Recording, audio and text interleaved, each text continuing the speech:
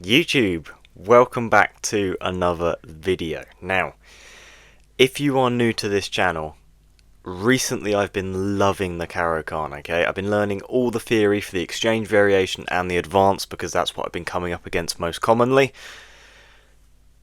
Today, wow, all that went out the window, okay? I played the most insane Caro Kann game you are ever going to see in your life.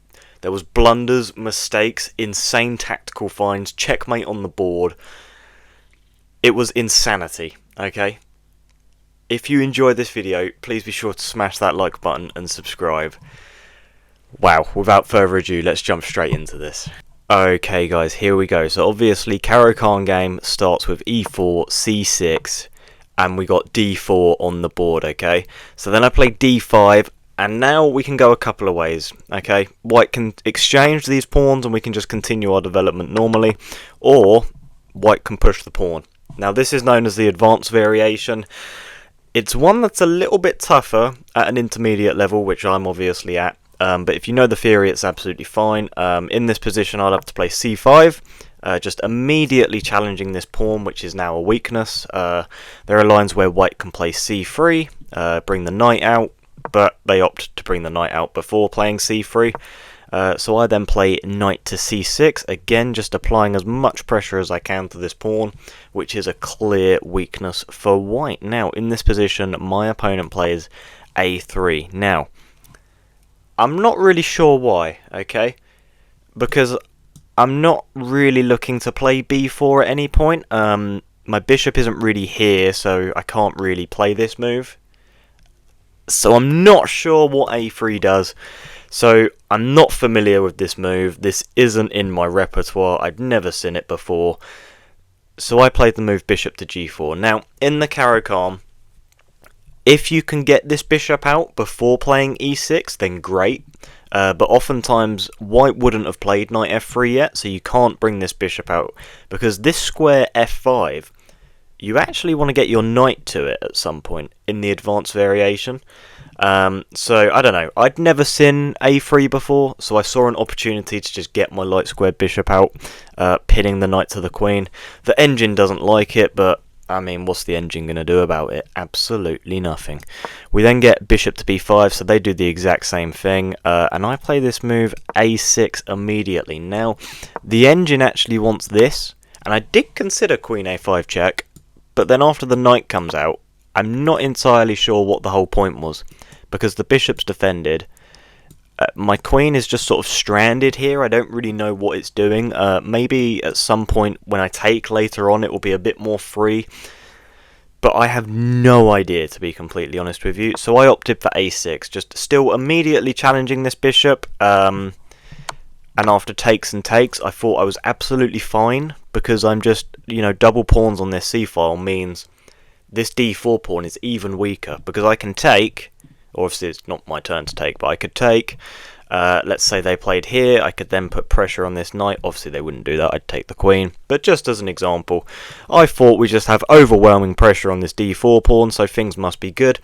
Engine absolutely hates me for it, but I hate the engine, so we're even. We then get h3, immediately challenging my bishop. Now I thought this was a huge mistake. They call it a miss here, but it just is a huge mistake, because after takes, you kind of have to take back with the pawn. But if you do that, you've got these really weak pawns that nobody likes and nobody wants. So you take back with the queen, which my opponent did do, but then I just win this pawn for free. Guys, this is where it starts to get a little bit insane, okay? After 9 moves on the board, we already have quite an imbalanced position. There's not really much development. It's absolutely insane. After e6, I almost just quit the game, okay? I almost quit the game, because what the hell is this? I've never seen any of these moves before. The opening's meant to be my comfortable place. You know, at this level, openings are where I'm meant to get my advantage, because nobody has a clue what they're doing at 1300. These guys honestly have no idea what's going on, and I thought, right, I've got two options. I either play knight f6, which is, you know, what the engine kind of wants, or I just take. But after taking, just look at the state of this. Why am I trying to build the Eiffel Tower? What is this? What is this, guys? How are you meant to play like this? This is what I played, okay? Because I saw, look, after knight f6, I saw this, and just thought, I hate my life in this position. I can't castle. The bishop's coming to g5. It just looks miserable. The engine loves it. Why does the engine love it? It's just insanity, okay? So I took the pawn, and I just had the Eiffel Tower in the middle of the board. Caro Kann's meant to be my safe place, my blanket, okay? Where I feel comfortable. I did not feel comfortable in this game, guys. I did not feel comfortable. This is an atrocity. Evalbar says I'm winning. Look, I know I'm up 2 pawns, but my 2 pawns are like part of some sort of structural pyramid, and they're very clear targets. These pawns are not staying on the board, let's be honest. I'm up 2 pawns, I have 0 development, 0 king safety. It's just all hell on the board, okay? Maybe if you're a super GM, you look at this position and go, oh yeah, perfect. This is exactly what I want out the opening. Not me, okay? Not me. I do not want this. They castle. I develop my knight. Where is this bishop going to go? I mean, how am I winning? This bishop is never going anywhere. It's like, it's cemented here. I'm never castling. And I obviously can't long castle because, well, look what's in front of it. I mean, this is hell. c4 is a mistake. Queen b6 is a miss. What did it want? It wanted e5. It just wanted e5. Wow, okay. So I guess defending this pawn, also allowing me to play e6 at some point so I can get my bishop out, maybe. I don't know. I'm not going to pretend to know. I got my queen out because, well, the idea is actually simple. I want to play here at some point, and then I'm going to have pressure on this f2 pawn at some point in the game, especially when I castle, because I have no f-pawn, okay? So my rook is semi-open on this file, so I thought, look, this f2 pawn's going to be a target later on. Let's just move our queen in preparation. If maybe they move their bishop out, I know I'd obviously take in this position, but so let's do a better example. If they went here, I'd just take here, threatening the rook, and you know I'm living a very happy life. They also can't really move this knight because, well, that's the only thing defending the bishop. So I thought queen b6 is fine. Engine hates me. Again, I hate the engine. They take. I took like this, okay? The engine wants you to take like this. Look at the state of these pawns. 2 double stacked on the E and D file. I mean, you've got the centre locked down for life. But I took this way, and my rationale was, then I'm only 1 move away from getting my bishop out. The rationale for taking like this, I don't know. I couldn't tell you. It's absolute insanity. Guys, this is where the game starts to get absolutely juicy, so do stick around. We get knight d2, e5, best move on the board. It's absolute insanity.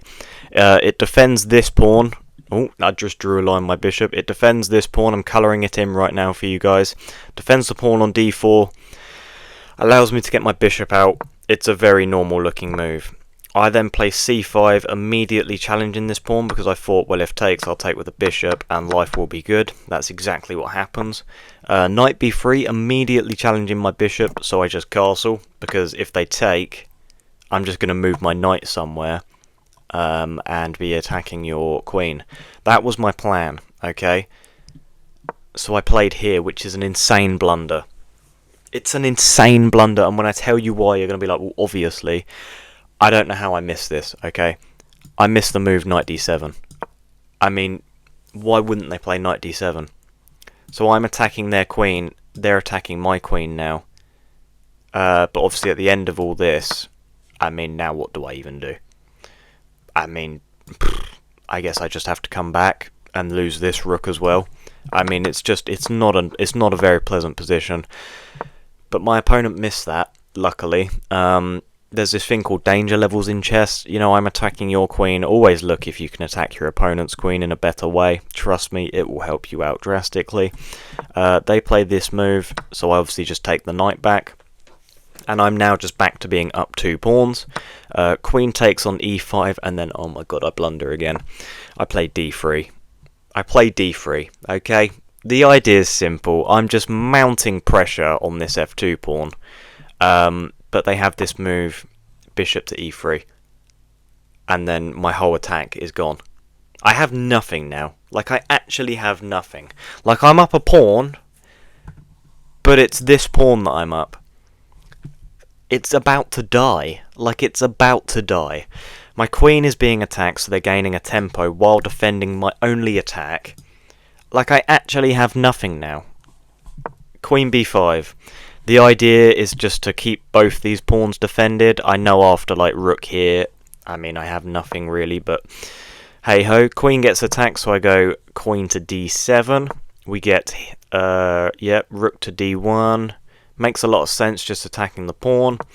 My a rook to e8, just attacking this queen. Also defends my knight through the queen.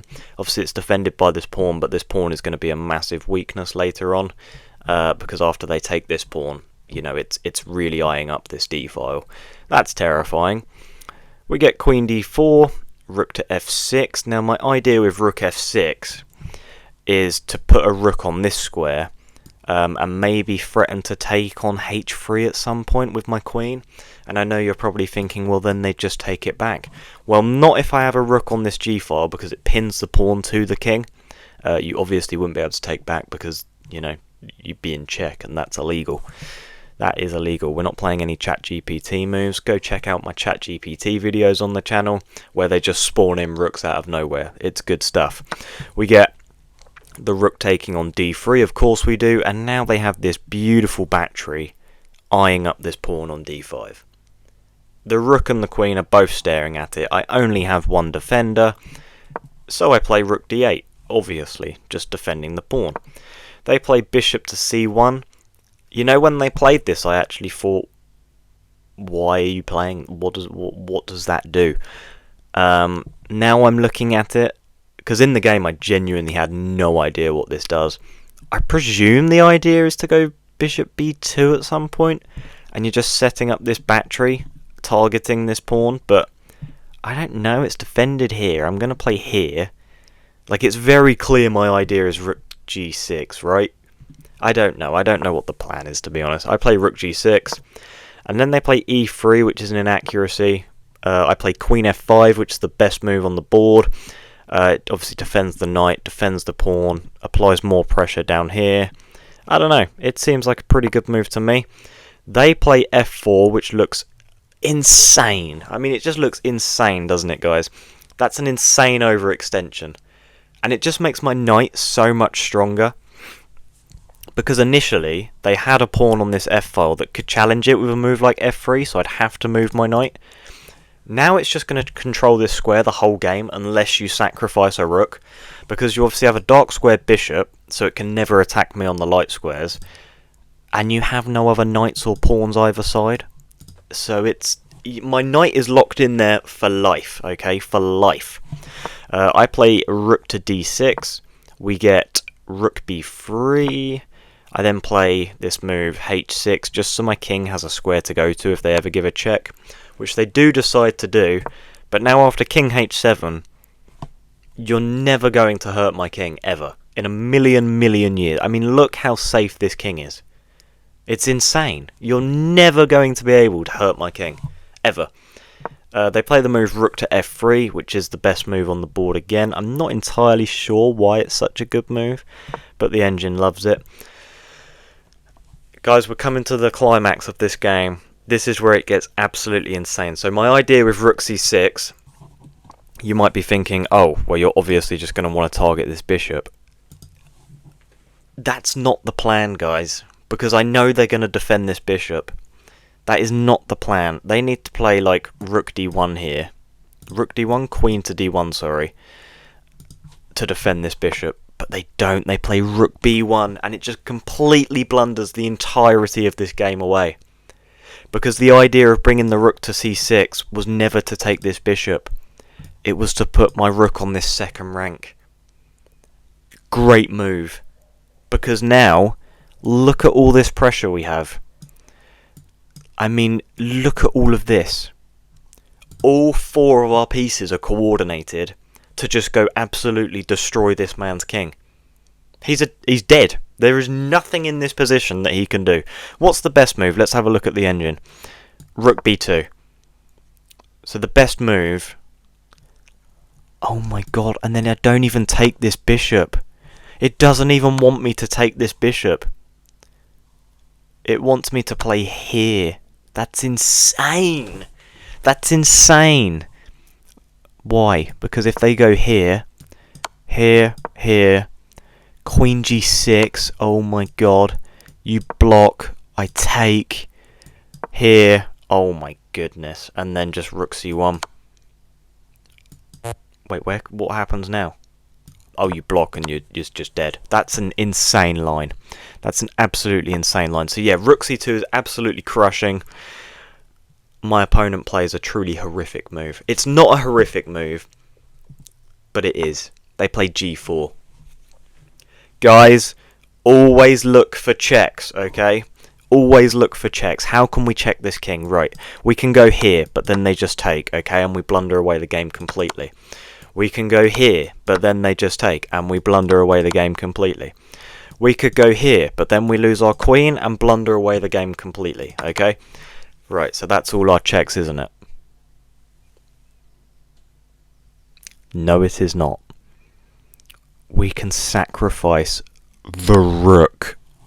Oh! Guys, I spent 18 seconds on this move. I saw it instantly and just thought, mwah, chef's kiss, I'm playing it.